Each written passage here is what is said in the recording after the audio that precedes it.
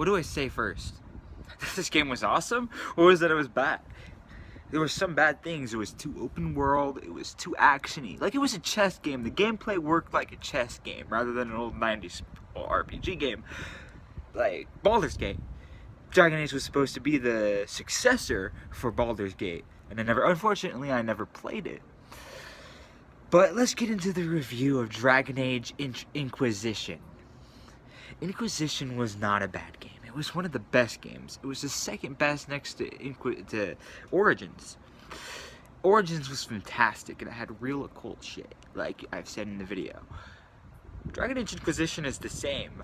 Like I said, Corypheus was the god, was the leader of the demons. And he comes back into this world. You know, the Grey Wardens. This one's gonna have spoilers, because the Grey Wardens were supposed to protect people. But the demon lord Corypheus convinced them to join his demonic plague, and he was the leader of the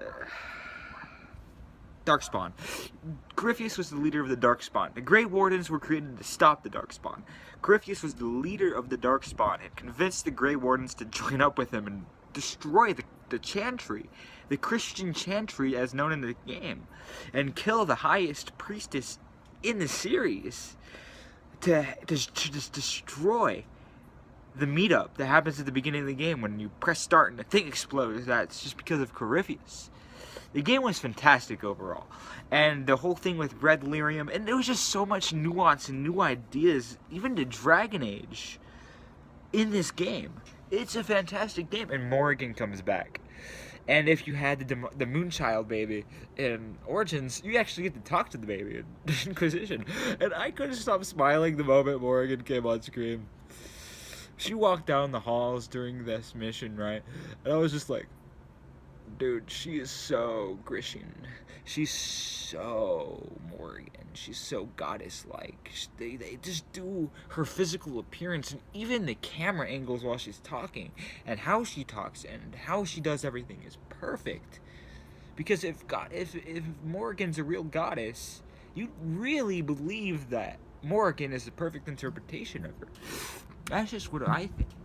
And that's what half the world thinks. Everybody loved Inquisition.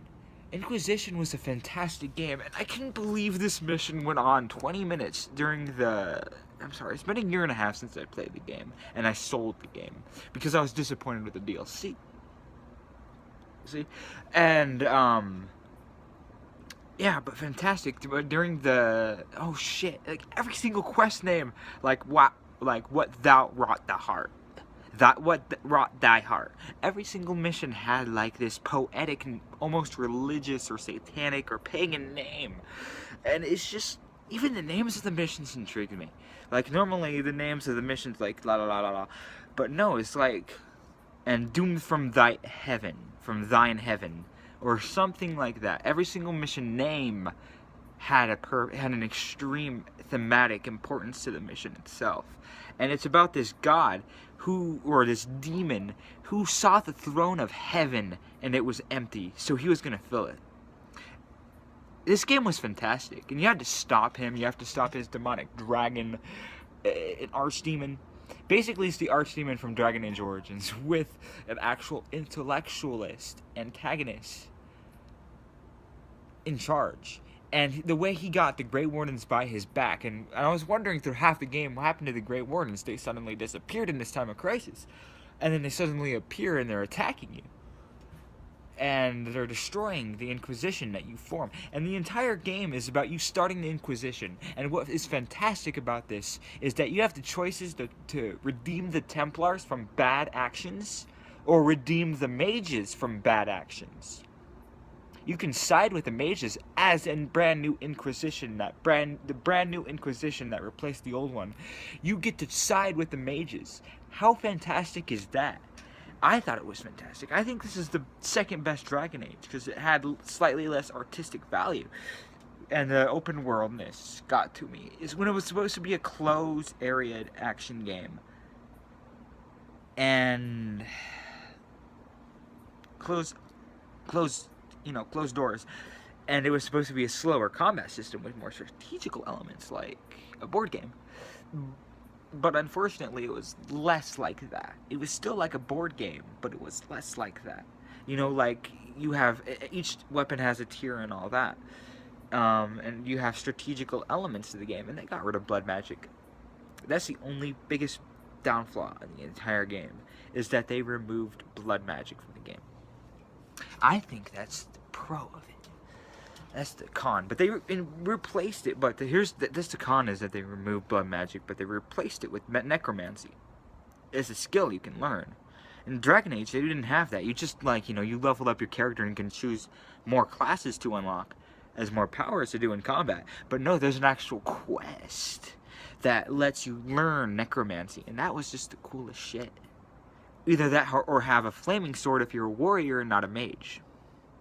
I think Dragon Age is one of the best games out there. And the whole thing with Morgan and Flemeth, her mom being the actual god, and the whole thing with Solus, I can spoil the whole thing with Solus, is that he was really the dark wolf of terror that destroyed the elves. Because in Dragon Age Origins and Dragon Age 2, they talk about how the elves fell from their glory, and Arlathan, I'll never forget that name. Arlathan, there was the peaceful land of the elves when they could live forever, but something happened where they only, like, they could live forever. They had high magic, they had everything. They had gods, they had their own archetypal systems, like we do, and they were more like, elvish Luciferian or elvish pagan, but then something happened where they lost all their gods. They lost everything. And their lives were reduced from like 1,000 to 2,000 to 3,000 years to, the basic human age, where they die at 100. Something happened there. And then it's finally revealed in the Trespasser DLC. And I've never played it, but I've watched it, and I love it to death. Is that Solus not only gave the orb to Corypheus to rip open the gates of hell, or heaven, or whatever, but he also is the god. He's the wolf of terror. He's the entire purpose he attacked the elven gods, and that's why elves lost all this shit. And that's what Dragon Age 3 was really about, was the elves. And Dragon Age 4 is going to have the war to rebuild Arlathan. And that's my theory, is that they're going to rebuild Arlathan during a World War III type scenario. And it's just going to be, the fourth one is going to be pretty damn insane. But more on the thoughts of the character. I thought it was bland that they removed, like in Dragon Age 2 and Mass Effect, you could just, like, be a good guy, be a bad guy, be a adjacent guy, be a suggestive guy, be a sarcastic guy, No. They all had personalities in previous games, but all of the dialogue options were linear. Like, not linear, but they all had bland outcomes. Like, you can just, like, this dialogue option right here in Dragon Age Inquisition suggests you're gonna be evil, but he says your character says something bland instead. That's the only problem with Dragon Age Inquisition. And the best thing at all about Dragon Age Inquisition is that you are the leader of the Inquisition. You make all the choices. These are insane choices too. And you get to, every time you combat an enemy in the game, you capture them instead of kill them. And they have dialogue options that let you choose, in like a Judge Judy type of way, what you do with them. And you can be so horrendous to them or so nice to them. You can just let them go sometimes. But sometimes you can just kill them, send them to the Templars or mages, wipe their memory. There's so many choices, and some choices are there always, every time you judge someone. But some choices have specific ones, like you can erase their mind, or you can just straight up execute them yourself. And that one's always there too, but there's options. And this game's insane. This game's really good, especially with the Red Lyrium shit. This game was really damn good, and it hooked me. Especially in the finale, What Wrought Thy Heaven was the finale, and you just see Corypheus, what he really is as a god. And it's true, God's throne might have been empty because of the events of Dragon Age Origins. If you really think about it, the things you do in Dragon Age Origins could really suggest why God's throne is empty. What you can do in the game.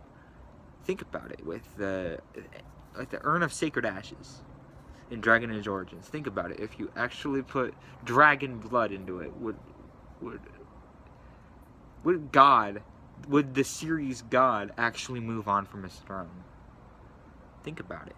Because the choice in Origins was you can put because the God reincarnated into a dragon, and you had the choice of putting dragon blood into it and letting him reincarnate as a physical being, or not do it and let him stay in heaven. Basically, and this series is at this point is one of my favorites, and the reason why the only games I'll ever publicly review is Dragon Age. And I'm actually looking forward to the sequel because the ending to Dragon Age, the canon ending, the DLC ending, the post-ending DLC is the real ending, where you face off with Solus. And the real ending is when you lose your arm, because that sign, when you picked up Corypheus' orb, which let him rot heaven onto earth, or hell onto earth, marked that sign where you can actually stop it. But that was cool. And what's funny, before I close this review, is I played Dragon Age Inquisition before Killzone 3. And when I played through Killzone 3, I was like, they're ripping off Dragon Age Origins, because at the beginning of the game you get a mark in your hand. That's pretty much the basic plot element of the whole game. I really do think they ripped off each other. But I think Dragon Age did way better, because fuck Killzone. Fuck shooters. I don't like that. RPGs are better. But that's just me. And this is just me being honest, that Dragon Age is one of the best RPGs ever.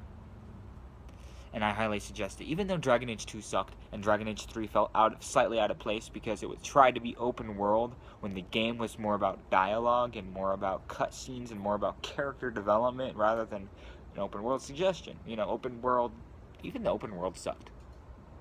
That was the downfall of Dragon Age Origins, was that the open world was shit. I think it was shitty. Well, peace. I thought Dragon Age Inquisition was a damn good game. And Morgan coming back and you being able to talk to the child, going back to the Moonchild baby. You can actually talk to the baby. That's pretty cool. And I like the opening too. Instead of having this big drawn out opening where, you have an origin story and you're sent to the Chantry to talk about the end of the adventure of Dragon Age 2 as a desperate attempt to calm everybody down because that shit was out of control. No, you just see everybody walking towards the Chantry for their final confrontation because Anders blew up the church, and boom, as soon as you press start, the thing explodes, and that's what starts the game.